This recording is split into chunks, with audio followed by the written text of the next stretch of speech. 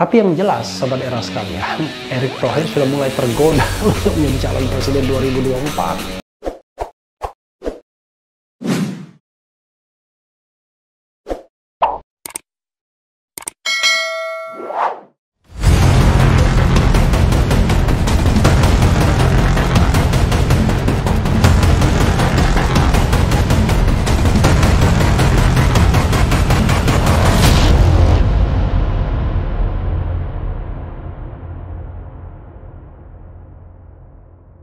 Assalamualaikum warahmatullahi wabarakatuh, Sobat RH sekalian.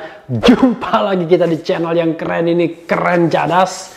Walaupun ini pembuka hari ya, setelah kita libur, tapi tetap ada berita yang hot, berita yang hangat yang ingin saya sajikan dan saya uber, yaitu sebagaimana dilansir oleh jpnn.com, ada juga di media lainnya, yaitu isu reshuffle kabinet.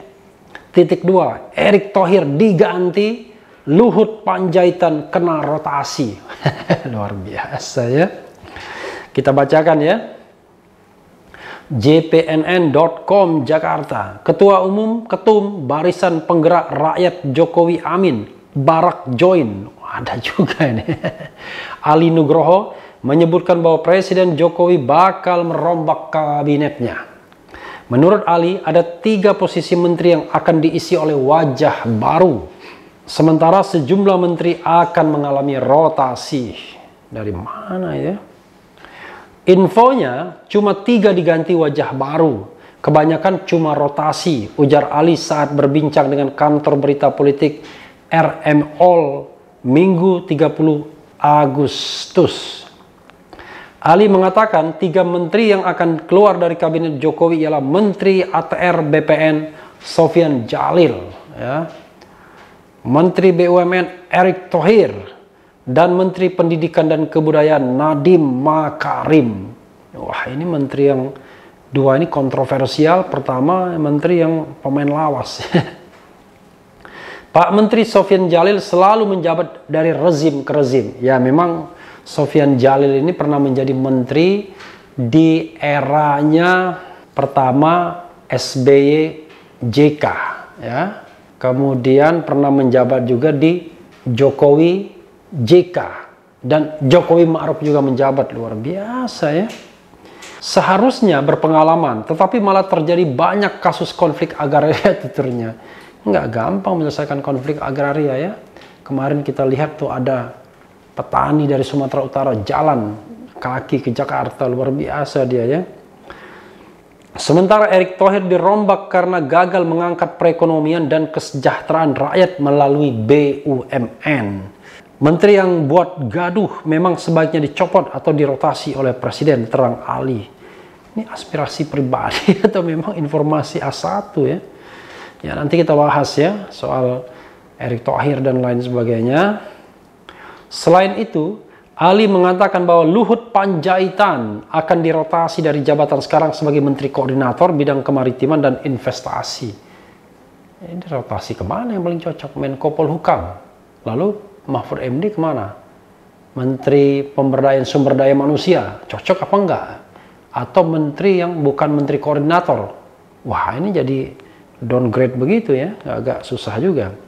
Luhut diganti tetapi cuma diputar tetap saja jadi menteri lagi. Daftar reshuffle di kantongnya Jokowi coret-coretannya. Ya udah pasti di kantongnya Presiden Jokowi. 3 menteri wajah baru itu buat mengakomodir mitra partai koalisi sama profesional, pungkas Ali. Ya, Sobat Era sekalian ya. Walaupun istana sudah menyangkal reshuffle bakal terjadi ya, sebagaimana disampaikan misalnya berita ini ya, yang mengatakan bahwa penjelasan terkini jubir Presiden Jokowi soal isu reshuffle kabinet. Tapi itu tanggal 21 Agustus yang lalu ya. Pihak Istana Kepresidenan menjawab isu reshuffle yang disuarakan sejumlah pihak. Juru bicara Kepresidenan Fajrul Rahman menyatakan sejauh ini Presiden Joko Widodo belum berencana merombak kabinet Indonesia Maju. Tidak ada reshuffle, kata Fajrul saat dikonfirmasi Jumat 21 Agustus yang lalu ya. Kita tidak tahu apakah kemudian bakal ada atau tidak. Sementara Menteri Sekretaris Negara Mensesnek tanyakan isu reshuffle kepada Pak Jokowi. Begini jawabannya. Sabtu 22 Agustus. Menteri Sekretaris Negara Mensesnek Pratikno mengaku pernah bertanya langsung kepada Presiden Joko Widodo terkait adanya isu tentang reshuffle kabinet. Menurut Pratikno, Presiden ke-7 RI itu tidak ingin merombak kabinet Indonesia Maju dalam waktu dekat ini. Dalam waktu dekat. Kita tidak tahu ya. Jadi kami semua terkejut dengan rilis yang mengatakan ada 18 menteri yang akan di-reshuffle. Wah, ini sih dari IPW, Indonesia Police Watch kalau tidak salah. Tapi sekarang ini ada berita baru lagi bahwa 3 yang akan diganti. Disebutkan 1 Sofyan Djalil, 2 Nadiem Makarim, dan 3 Erick Thohir. Ya, sobat era sekalian, begini. Namanya analisis ya. Kalau Sofyan Djalil, kita tidak tahu dari saku mana Sofyan Djalil. Tapi mungkin bisa dipastikan dia adalah jurusannya mungkin Yusuf Kalla. Karena kalau kita lihat misalnya dia ada ketika Presiden SBY dan Wapres Yusuf Kalla.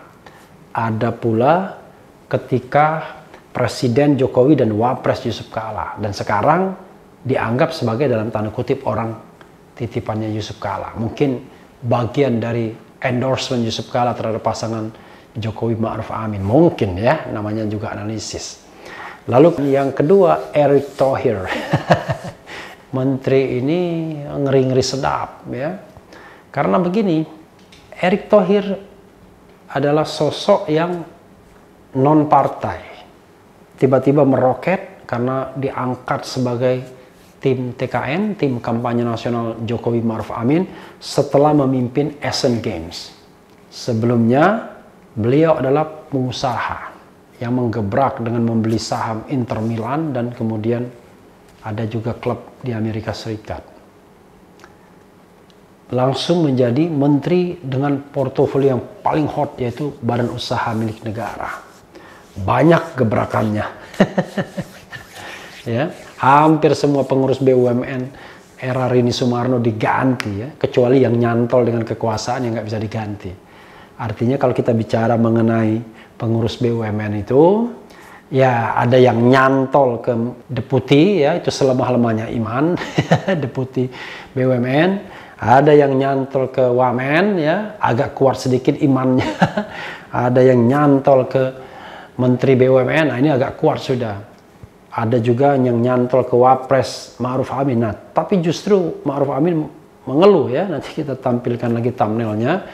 Karena sepertinya banyak dilewati dan ada yang nyantol langsung ke Presiden Jokowi. Ya, seperti Basuki Cahayapurnama alias Ahok. Saya kira nempel juga. Yang nempel ke Erick Thohir ya, yang langsung dipanggil langsung ya. Misalnya Chandra M. Hamzah yang sekarang menjadi komisaris utama Bank Tabungan Negara. Jadi 2 komisaris utama ini yang secara khusus dipanggil oleh Erick Thohir di awal-awal menjabat sebagai Menteri BUMN. Dan juga Erick Thohir sudah melempar semua deputi era Rini Sumarno ke perusahaan-perusahaan BUMN. Ada yang menjabat sebagai dirut, ada yang cuma diberi jabatan wakil dirut. Sementara dia rekrut sendiri orang-orangnya. Dia rekrut Arya Sinulinga, dia rekrut juga Carlo Teu dari tempat lain, polisi yang masih aktif. Dia juga rekrut profesional dari konsultan manajemen atau akuntan publik. Dia rekrut juga profesional dari BUMN ya. Dan kemudian semua diberi jabatan komisaris di lahan-lahan yang basah. Kira-kira begitu ya. Ada yang di BRI misalnya wakil menteri ya, lalu kemudian ada yang di Pertamina, ada yang di Inalum seperti Arya Sinulinga, ada yang di Mandiri, ada yang di Telkom ya, pokoknya semua menjabat, termasuk ada yang di Bukit Asam. Jadi semua BUMN besar ya. Nah, kita tidak tahu sejauh mana keberhasilan dalam berapa bulan ini reformasi yang dilakukan oleh Erick Thohir. Jadi susah untuk mengontrolnya. Misalnya Krakatau Steel dianggap untung. Tapi BUMN lain, Garuda, jelas buntung. Pertamina bahkan mencatatkan kerugian di semester pertama 11, sekian triliun. Nanti ada thumbnailnya. Tapi kemudian sebulan berikutnya, yaitu bulan Juli, dikatakan mencatat keuntungan 6 triliun. Tapi masih rugi 5 triliun lebih. Jadi kita sesungguhnya tidak tahu bagaimana prestasi Erick Thohir kalau kita mau melihatnya secara objektif. Karena harus ada penilaian yang objektif. Ini hampir 1 tahun. Dari rentang Oktober sampai nanti Oktober lagi, ya sudah 10 bulan sekarang ini. Nanti kita akan lihat. Tapi yang jelas, Sobat Era sekalian, Erick Thohir sudah mulai tergoda untuk menjadi calon presiden 2024. Itu persoalannya. Dan kalau sudah tergoda dengan kekuasaan 2024, maka pertanyaannya, bisakah profesional, bisakah menjaga good corporate governance, bisakah tidak menggunakan BUMN sebagai alat untuk melakukan kampanye. Nah, ini yang kemudian akan menyebabkan dia pada sasaran tembak. Tidak berambisi menjadi presiden saja, dia akan terus-menerus disorot. Seperti Rini Sumarno misalnya, yang ingin didongkel oleh PDIP tetapi tidak pernah berhasil sampai akhir masa jabatannya. Apalagi kalau ada ambisi khusus seperti ini. Karena rasanya PDIP misalnya sebagai the ruling party mungkin tidak akan mengendorse Erick Thohir. Kecuali kalau memang elektabilitasnya nomor 1. Karena kalau elektabilitasnya nomor 2, nomor 3, nomor 4, ya barangkali akan sulit untuk di-endorse.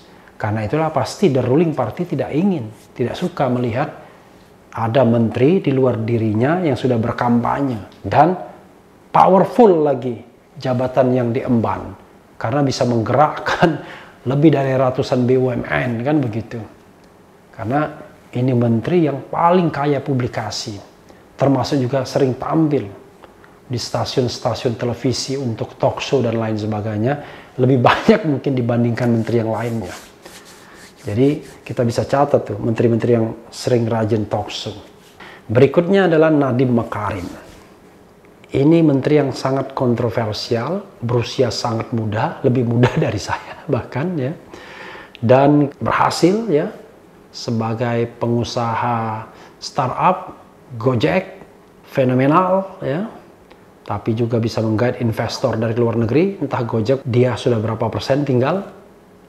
Tapi yang jelas Jokowi selalu ngiler dengan orang-orang yang berhasil dalam bisnis online-nya. Makanya staf-staf milenial yang berhasil membangun startup itu, dia rekrut semua. Termasuk yang ada yang dari ruang guru dan lain sebagainya yang akhirnya mundur. Karena dianggap melanggar etika publik. Etika berpemerintahan karena ada konflik of interest. Yang jelas Nadiem Makarim selalu berada pada putaran kontroversi. Kita tidak tahu ya, apakah Nadiem Makarim menyelami filosofi pendidikan Indonesia ataukah dia menjadi orang yang orientasinya orientasi luar. Karena begini Sobat Era sekalian, pendidikan itu ya, kalau kita lihat dalam konstitusi kita ya, yang sering tidak dipertimbangkan orang ya, yaitu dia tidak hanya sekedar membangun manusia pandai, manusia pintar, tapi manusia yang, saya bacakan tentang pendidikan nasional ya. Setiap, ini pasal 31 Undang-Undang Dasar 1945. Setiap warga negara berhak mendapat pendidikan. Jadi berhak itu artinya tidak boleh ada warga negara yang tidak mendapatkan pendidikan. Dan pendidikan wajib itu adalah pendidikan yang ditentukan. Ya. Setiap warga negara wajib mengikuti pendidikan dasar dan pemerintah wajib membiayainya. Jadi pendidikan dasar itu hingga SLTA, SMA. Ya. Pemerintah mengusahakan dan menyelenggarakan suatu sistem pendidikan nasional yang meningkatkan keimanan dan ketakwaan serta akhlak mulia dalam rangka mencerdaskan kehidupan bangsa yang diatur dengan undang-undang. Coba bayangkan Sobat Era sekalian, ini konstitusi kadang-kadang dilupakan jangan-jangan. Saya khawatir Menteri Pendidikan tidak pernah membaca pasal ini. Jadi, ketika the founding parents menyertakan pasal ini, tentu bukan cuma sekedar formalitas atau on the paper, tapi maksudnya ada, yaitu yang akan ditingkatkan adalah keimanan dan ketakwaan dan akhlak mulia dalam rangka mencerdaskan kehidupan bangsa yang diatur dalam undang-undang. Jadi memang pendidikan itu bagian implementasi ya dari peran atau tujuan bernegara, yaitu mencerdaskan kehidupan bangsa. Tapi menjadi cerdas itu tidak berdiri sendiri, tapi harus juga meningkatkan keimanan dan ketakwaan serta akhlak yang mulia. Jadi sobat era sekalian, ini yang kadang-kadang barangkali dilupakan. Jadi dimensinya ada vertikal juga, tidak hanya horizontal. Orang cerdas bisa dibentuk, tapi kalau akhlaknya korup, bagaimana? Kalau dia tidak meningkatkan keimanan dan ketakwaan kepada Yang Maha Kuasa, Khalik, bagaimana? Jadi tidak hanya berpikir merebut ekonomi masa depan atau teknologi masa depan, tetapi bagaimana meningkatkan akhlak mulia, bagaimana meningkatkan keimanan dan ketakwaan, sehingga mereka-mereka yang dididik itu memberikan manfaat sebesar-besarnya bagi manusia Indonesia lain. Karena kalau dalam perspektif ajaran agama, sebaik-baiknya manusia adalah yang bermanfaat bagi orang lain. Nah, pertanyaannya adalah, sudahkah pendidikan kita mengarah ke sana? Karena saya khawatir sobat era sekalian, pendidikan kita makin kapitalistik. Kenapa? Anak-anak dari kecil sudah diajari untuk berbahasa pengantar bahasa Inggris. Jadi bahasa Indonesianya saja dia kadang-kadang lemah karena mengertinya bahasa Inggris. Kenapa? Karena kapitalistik. Karena dianggap bahasa inilah yang akan mengantarkan pada persaingan global. Padahal unggul dalam persaingan global ilmu pengetahuan nggak ada gunanya kalau keimanan, ketakwaan, dan akhlak itu tidak meningkat. Kenapa? Karena orang pintar tersebut tidak akan bermanfaat bagi orang lain. Karena dia hanya cerdas, tapi dia tidak caring, tidak peduli dengan sesamanya. Nah, sebenarnya tujuan pendidikan itu. Karena itulah aspek yang harusnya ditentukan, disentuh oleh seorang menteri pendidikan. Kalau Nadiem Makarim misalnya orientasinya hanya bagaimana mencerdaskan saja, tanpa orientasi meningkatkan keimanan, ketakwaan, dan akhlak mulia, maka sesungguhnya Presiden Jokowi sudah memilih menteri yang gagal dan inkonstitusional sesungguhnya. Karena pesannya tidak sesuai dengan konstitusi pasal 31. Jadi sobat era sekalian, kita lihat saja apakah akan terjadi reshuffle atau tidak. Tetapi yang jelas bangsa ini membutuhkan arah yang benar dalam berpemerintahan, termasuk juga dalam pengelolaan kekayaan negara, baik di BUMN maupun di tempat-tempat lain.